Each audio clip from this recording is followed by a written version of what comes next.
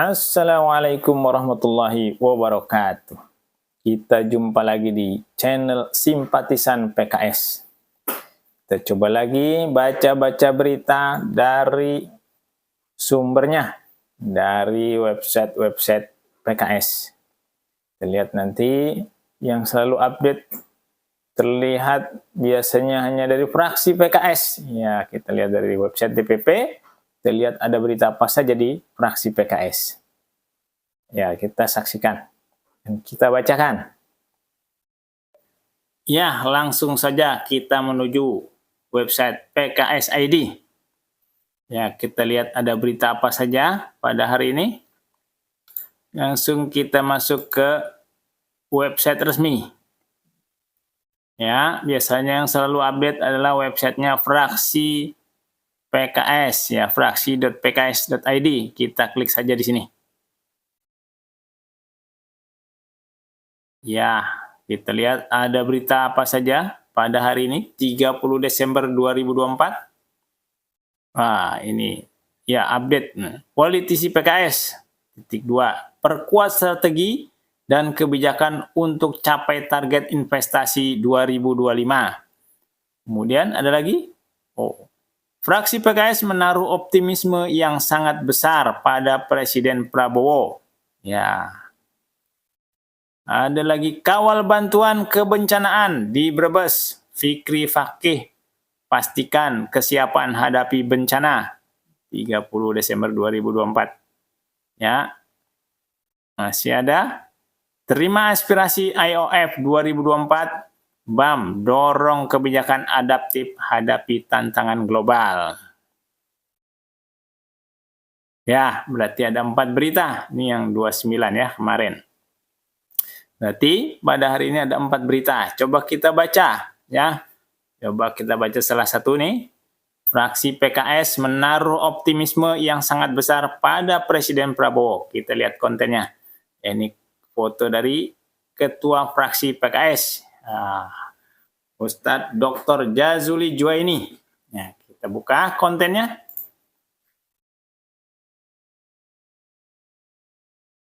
Fraksi PKS menaruh optimisme yang sangat besar pada Presiden Prabowo. Jakarta 30 Desember. Baru 2 bulan, banyak kebijakan Prabowo yang positif bagi rakyat. PKS siap mendukung penuh dan berharap semua pihak memberikan kesempatan dan dukungan kepada beliau. Itu ciri khas PKS ya, setiap yang positif dan optimis begitu. Ya, ini juga YouTube Simpatisan PKS ya, motonya selalu positif dan optimis. Kita lanjut bacanya. Fraksi PKS Keadilan, Fraksi Partai Keadilan Sejahtera DPR RI melakukan evaluasi akhir tahun 2024 dan proyeksi tahun 2025 dengan menaruh optimisme yang sangat besar kepada Presiden Prabowo Subianto dan kabinetnya. Hal itu disampaikan Ketua Fraksi PKS DPR Jazuli Juwaini ketika diminta pendapatnya oleh sejumlah media tentang situasi dan kondisi kebangsaan tahun 2024 dan harapannya pada tahun 2025 di Jakarta 30 bulan 12. Kami ingin mengakhiri tahun 2024 dan mengawali tahun 2025 dengan semangat optimisme yang kuat. Ya, kita telah melewati pergantian kepemimpinan yang smooth, mulus. Demokrasi berjalan relatif baik dan transisi kepemimpinan berjalan lancar, kata Jazuli Juwaini. Prabowo dinilai fraksi PKS sebagai pemimpin yang kuat, karismatik, sekaligus transformatif yang dibutuhkan Indonesia saat ini. Pemilu telah usai dan Pak Prabowo menjadi pemimpin bagi kita semua. Prabowo Subianto juga menunjukkan kepemimpinan yang kolaboratif dengan mengajak seluruh elemen bangsa bersatu membangun bangsa. Di tengah situasi global yang penuh ketidakpastian, perang Rusia-Ukraina, agresi Israel di Palestina, dan Tim Teng yang kian memanas, perang dagang Cina-AS, ekonomi dan keuangan global yang tidak menentu, serta turbulensi politik di sejumlah negara, Indonesia memerlukan kepemimpinan nasional yang kuat dan determinatif. Kita menyaksikan Presiden Prabowo yang baru menjabat 2 bulan menunjukkan kepemimpinan yang kuat dan determinan di pentas global ketika berbicara pada sejumlah konferensi internasional serta bertemu dengan negara adidaya seperti Rusia, China, dan Amerika Serikat. Presiden menunjukkan dignity sebagai bangsa termasuk sikap yang tegas dan dalam membela kemerdekaan Palestina, kata Jazuli. Modal besar untuk maju. Ya, rakyat Indonesia, lanjut anggota Komisi 1 DPR ini, juga menaruh kepercayaan yang sangat tinggi kepada Presiden Prabowo Subianto. Beragam survei menunjukkan di atas 80%. Rakyat percaya Prabowo bisa membawa Indonesia jauh lebih baik. Tingkat kepuasan dan kepercayaan rakyat ini tertinggi di antara pemimpin yang pernah ada. Hal ini menandakan tingginya basis legitimasi sekaligus ekspektasi publik kepada Pak Prabowo dan kabinetnya. Tentu tingkat kepercayaan tersebut sejalan dengan komitmen Pak Prabowo yang kuat untuk membantu rakyat, melayani rakyat, meringankan beban rakyat, dan menyelesaikan berbagai permasalahan bangsa termasuk dalam upaya memajukan ekonomi dan membangun kemandirian nasional. Sektor ketenagakerjaan misalnya, yang menterinya adalah portofolio PKS atas arahan Presiden langsung menaikkan UMP dan UMK yang signifikan, yaitu naik sebesar 6,5% yang berlaku mulai 1 Januari 2025. Demikian juga dengan sektor-sektor lainnya, semua bekerja cepat dan tepat sasaran untuk rakyat terangnya. Anggota DPR Dapil Banten ini juga melihat kesungguhan Presiden Prabowo untuk memberantas korupsi dan mereformasi birokrasi. Presiden sangat tegas dan keras kepada para pembantunya untuk bekerja serius demi rakyat. Pernyataannya lugas soal korupsi, bahkan di hadapan aparat TNI dan Polri. Presiden Prabowo bahkan mengaku mendapat ancaman pribadi atas sikap tegasnya tersebut. Alhasil, sudah cukup banyak kasus-kasus korupsi besar yang mulai diproses untuk memberikan efek kejut bagi perbaikan tata kelola negara, khususnya menyangkut sumber-sumber penerimaan negara yang signifikan. Prabowo dengan tegas memerintahkan untuk memberantas judi online. Tidak ada backing-backingan untuk perkara yang merugikan bangsa. Hal yang sama ditegaskan Prabowo untuk kasus narkoba dan penyelundupan harus diberantas tuntas dengan kerjasama di antara aparat penegak hukum. Presiden Prabowo juga fokus meluncurkan program yang menyentuh langsung peningkatan kualitas SDM mulai dari yang mendasar, perbaikan gizi melalui program makan bergizi hingga perbaikan kurikulum dan tata kelola pendidikan dasar, menengah, dan tinggi, termasuk menaikkan gaji dan tunjangan guru. Presiden Prabowo faktanya juga memperluas bantuan sosial untuk masyarakat miskin, termasuk perluasan subsidi, insentif, dan stimulus bagi masyarakat tidak mampu, menengah ke bawah, dan UMKM. PR besar, tapi tetap optimis. Ya, tetap optimis. Menurut doktor ilmu manajemen ini, ada banyak pekerjaan rumah yang ditinggalkan oleh pemerintahan terdahulu, mulai dari beban utang yang cukup besar, angka kemiskinan yang cukup tinggi, disparitas pendapatan antar penduduk, antar sektor dan wilayah, kapasitas fiskal yang rapuh, juga dari sisi penerimaan negara yang belum maksimal.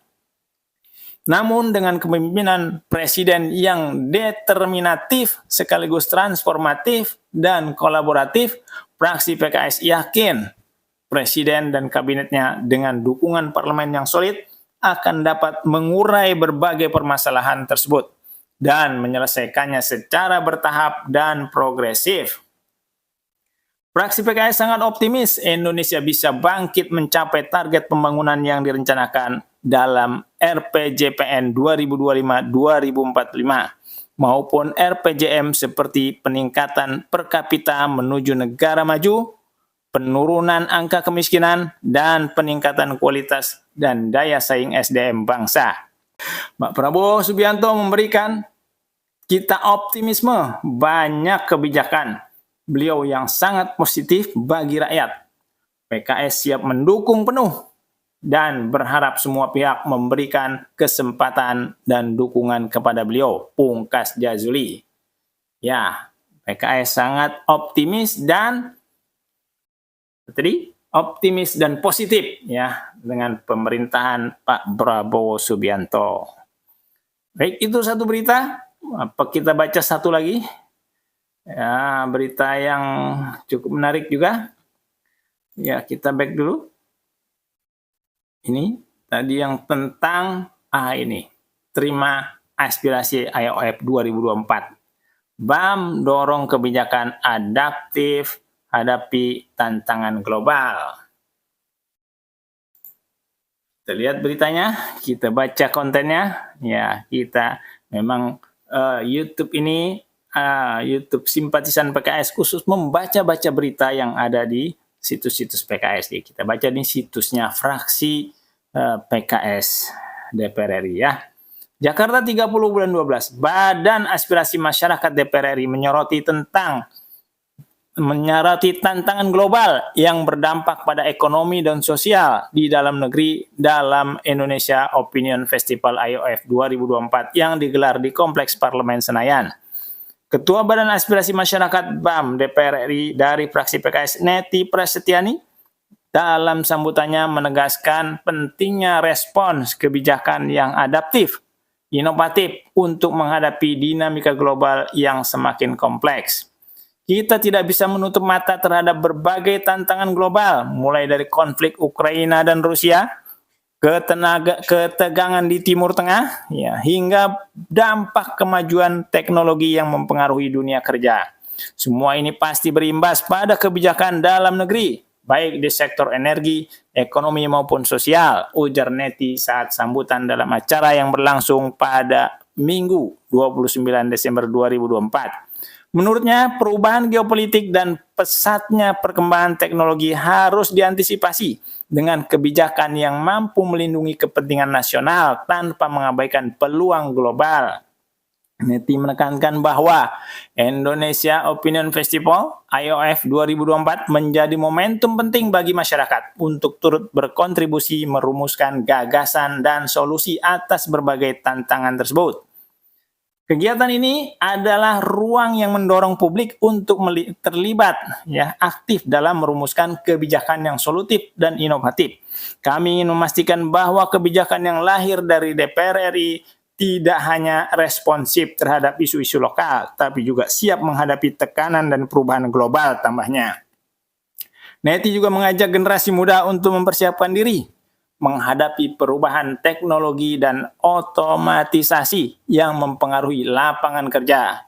Kita harus membekali kaum muda dengan keterampilan berkelanjutan dan kemampuan beradaptasi agar mereka bisa menjadi motor penggerak kemajuan bangsa, katanya. Ya, jadi uraiannya mengenai bagaimana kondisi saat ini dan mempersiapkan generasi muda untuk menghadapi pada kondisi-kondisi ke depan. Ya demikian, mungkin dua berita saja kita bacakan. Ya demikian tadi berita yang sudah kita bacakan yang ada di fraksi PKS. Ya, semoga di website PKS yang lainnya segera melakukan update ya, sudah terlalu lama. Terima kasih atas perhatiannya. Kurang lebihnya mohon maaf. Billahi taufiq wal hidayah. Wassalamualaikum warahmatullahi wabarakatuh.